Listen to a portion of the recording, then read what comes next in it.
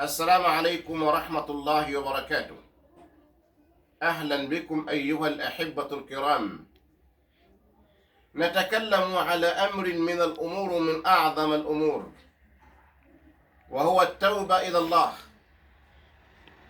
الإنسان إذا ما تاب وإذا ما رجع إلى الله، الله جل وعلا يستجيب، والله يغفر الذنوب والآثام، والله جل وعلا ينزل من البركة والرحمة والمن والفضل والعطاء على من يتوب.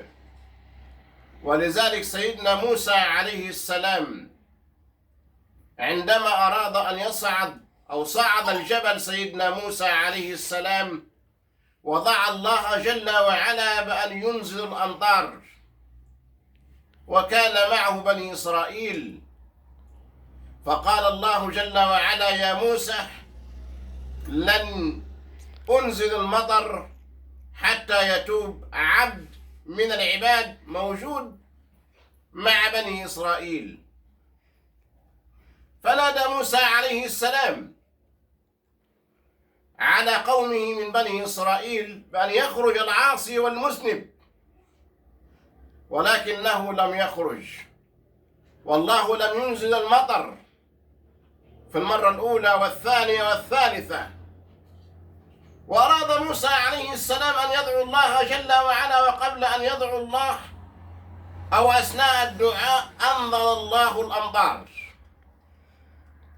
تعجب موسى عليه السلام وقال: يا ربي، لم تنزل المطر في المرة الأولى والثانية والثالثة، ثم أنزلتها بعد ذلك.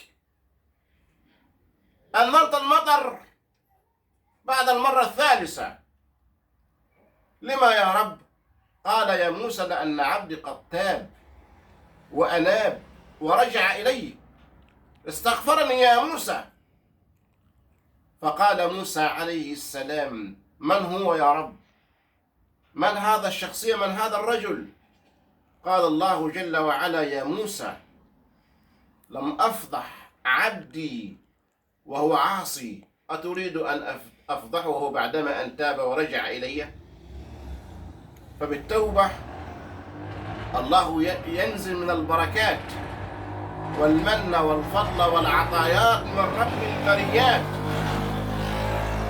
إذا كان الله جل وعلا يقول في القرآن الكريم: فقلت استغفروا ربكم إنه كان غفارا، يرسل السماء عليكم مدرارا ويمددكم بأموال وبنين ويجعل لكم جنات ويجعل لكم أنهارا. بالاستغفار الله يقبل التوبة، بالاستغفار والتوبة الله ينزل من البركة والرحمة من السماء للأرض.